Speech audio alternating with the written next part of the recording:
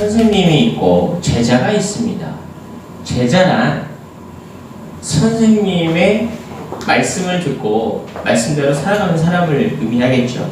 사람들은 제자라고 하면 선생님의 뜻을 듣고 그 뜻대로 살아가는 사람이라고 생각을 합니다.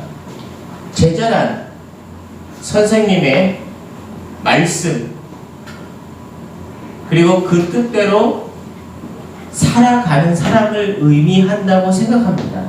그러나 오늘 성경은 우리에게 제자란 선생님의 뜻을 듣고 말씀대로 살아가는 사람이라고 말하지 않습니다. 오늘 이 개념이 약간 달라지고 있는데 오늘 성경은 우리에게 제자란 정말 말씀을 듣고 그 뜻대로 살아가기를 말하고 있는지를 살펴보아야 합니다. 사실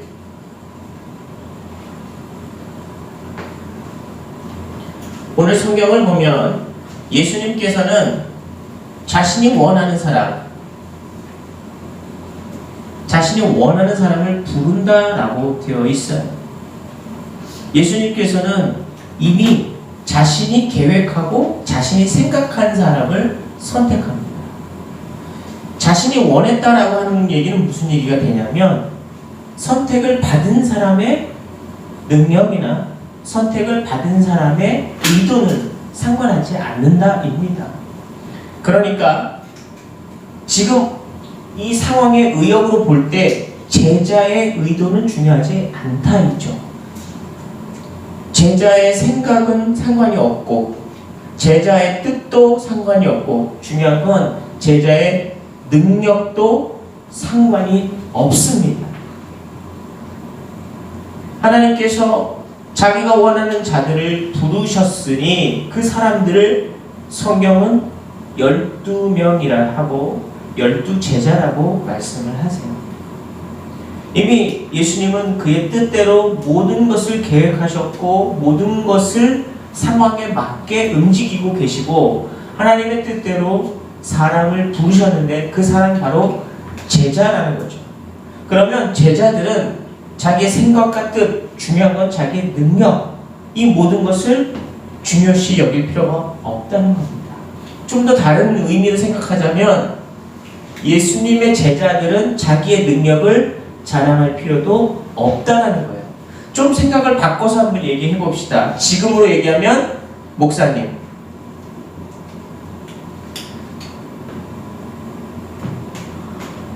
목사님이 설교를 잘해야 될 필요가 있다?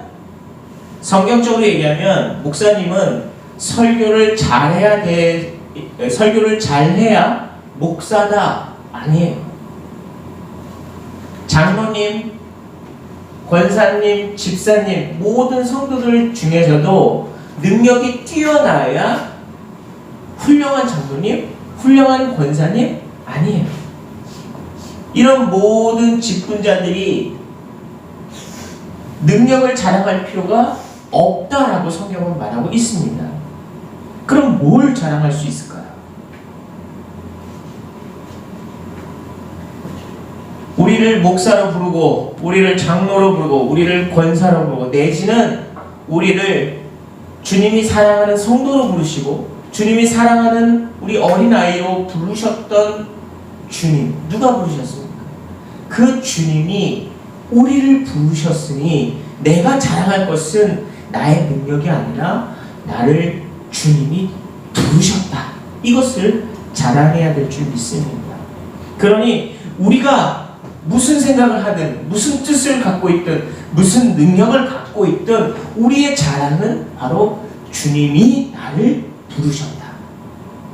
그러니 내가 목사가 된 이유도 내가 장로가 된 이유도 내가 성도가 된 이유도 내가 하나님의 자녀가 된 이유도 주님이 부르셨기 때문에 주님이 날 부르신 것을 기뻐하며 자랑하는 여러분이 되시기를 축복합니다.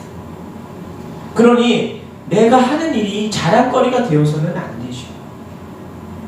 내가 해야 되는 일들이 있고 그 일들 속에서 내 자랑은 오직 하나님이 나를 부르신 이유, 그것을 찾아가는 데 있지 내 능력, 내가 한 업적이 아니라는 겁니다. 내가 무엇을 했느냐? 내가 설교를 잘했느냐? 내가 교회를 위해서 봉사를 잘했느냐? 내가 교회를 위해서 헌신을 잘했느냐가 나의 자랑이 되어서는 안 된다는 겁니다. 그런데 이 제자라는 것은 성경은 뭐라고 그러냐면 자기가 원하는 자들을 부르시니 나아온지라 라고 되어 있어요. 바로 이 사람들은 예수 그리스도께서 원하시는 사람들이고 12명의 제자들이었고, 이 사람들을 성경은 사도라고 불렀습니다. 이 사도라고 하는 사람들은 예수님과 함께 살았어요. 함께 살았다. 지금으로 얘기하면 뭐가 되겠습니까? 동행. 함께 살았다는 거예요. 자, 그렇다면 우리가 생각하는 예수님의 제자라는 의미는 예수님의 말씀을 듣고 예수님의 뜻대로 산다라고 생각하는 일반적 개념, 통념에 의한 예수님의 제자라고 생각할 테인데, 오늘 성경은 우리에게 동행이라는 말을 전제를 깔고 있단 말이에요. 예수님과 같이 살고 먹고 예수님과 같이 마시고 예수님과 같이 굶고 예수님과 같이 말씀을 사역을 하면서 다니고, 이게 무슨 말이냐면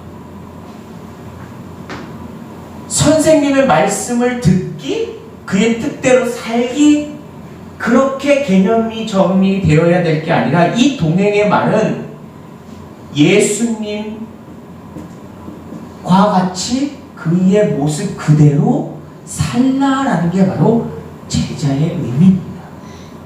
그러니 예수님이 하신 말씀을 들었다, 그 뜻대로 산다, 그것보다 정확한 의미는 예수님과 닮은 모습, 예수님처럼 살아야 한다는 것을 말하고 있습니다. 우리는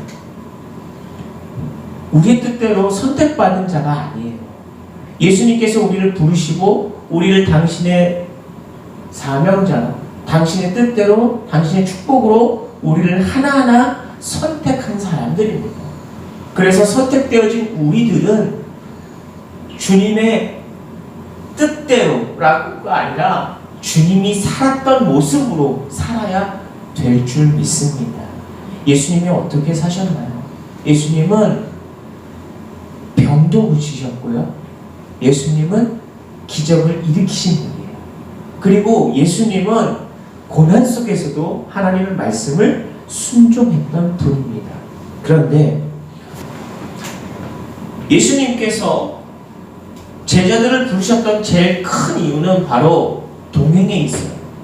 예수님과 같이 함께 살아가는 모습, 예수님이 어떻게 밥을 먹고 어떻게 살았는지를 배우는 겁니다.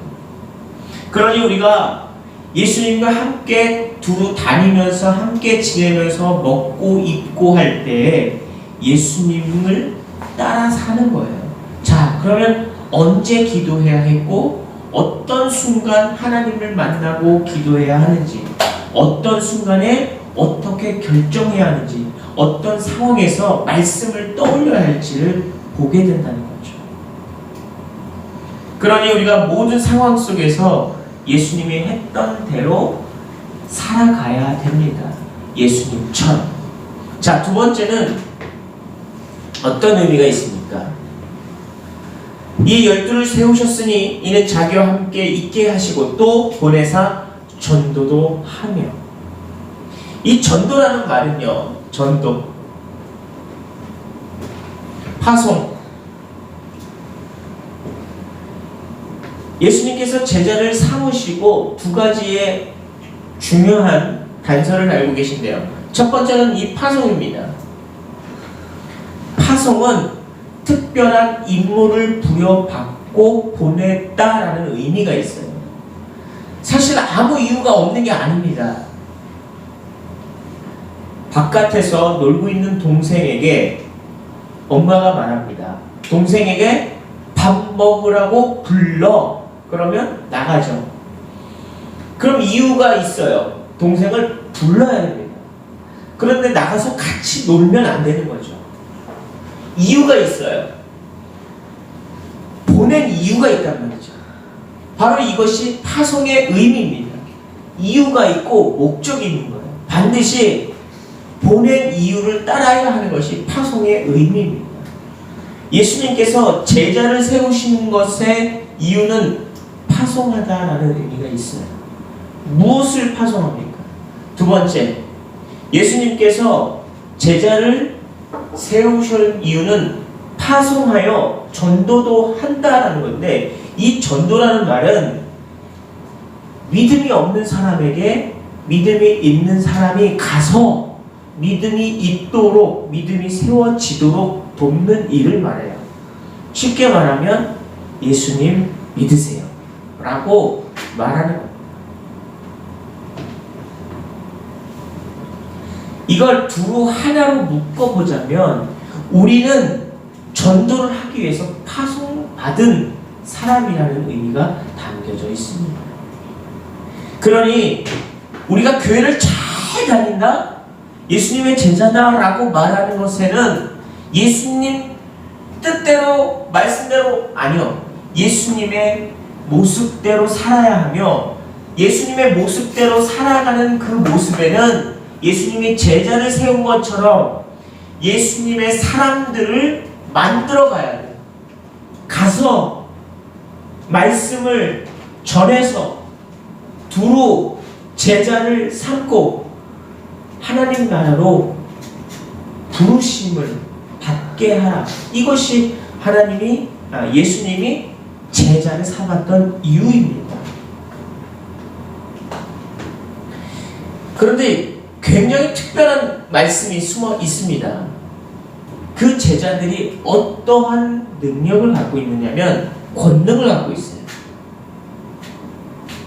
자, 그런데 여기서 아주 중요한 단서를 기억하십시오. 예수님이 제자로 부른 사람들의 능력이 필요하다? 아니죠. 예수님은 제자로 부른 사람들의 능력은 상관하지 않습니다. 왜냐하면 예수님께서 그들에게 권능을 주사. 믿으십니까?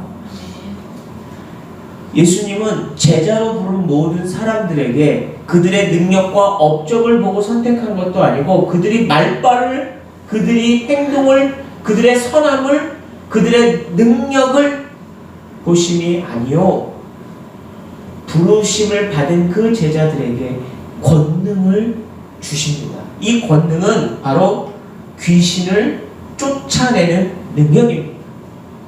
이 귀신을 쫓아내는 능력이라는 이 말의 의미가 무엇이냐면, 세상에 가장 강력한 힘을 갖고 있는 무시무시한 악의 존재는 사탄이죠. 사탄 또는 사단이라고도 말합니다. 이 사단이 특별한 능력을 발휘할 수 있는 아주 대단한 존재이죠. 우리를 어떤 상황에서도 공포로 몰아넣을 수 있는 위협적인 존재입니다. 그런데 예수께서 제자로 부르신 그의 제자들에게 권능을 주셨는데, 어떤 권능이냐면 귀신을 쫓아내는 권능. 이 권능은 인간을 마음대로 공포에 사로잡히게 만드는 그 사탄을 이길 수 있는 능력을 주셨다는 겁니다. 믿으십니까? 그래서 우리가 어린 아이들이 깜깜한 밤에 화장실 갈 때 무서울 때에도 예수님 지켜주세요 라고 기도할 수 있었던 것은 무서움도 이길 수 있다라고 우리는 배웠기 때문이에요. 어떤 위급 상황에, 심각한 생명의 위협의 상황에 직면했을지라도 귀신을 쫓아낼 수 있는 권능은 우리에게 주셨으니, 우리가 할 수 있는 것 예수 그리스도의 권능으로 기도하는 겁니다. 그래서 기도하는 거예요. 그래서 사탄의 권세가 파해지는 겁니다. 이 권능을 우리에게 주셨답니다. 마태복음에는 좀 더 구체적으로 나오는데, 귀신을 쫓아내는 능력뿐만 아니라 모든 병을, 모든 약한 것을 다 고치는 권능을 주셨다. 여러분 생각해 보세요. 세상에서 일어나는 모든 환난과 고통과 핍박과 두려움의 모든 사건들 속에서 그 귀신도, 그 병도, 그 약한 것도, 모든 것을 다 이길 수, 고칠 수 있는 능력을, 그것을 권능이라고 하시는데 그 권능을 우리에게 주셨다. 누구에게요? 예수님의 제자에게. 야고보서에서는 우리에게 이렇게 말합니다. 너희는 하나님께 복종할지어다. 마귀를 대적하라. 그리하면 너희를 피하리라. 조금 더 다르게 제가 첨언을 했었는데, 하나님께 우리가 복종을 하면 마귀를 우리가 대적할 수 있고, 그렇게 되면 그 마귀를 우리가 쫓아낼 수 있다는 이야기입니다.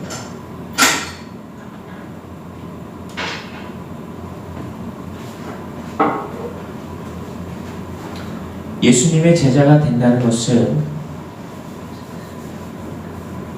교회를 다닌다는 의미가 아니에요.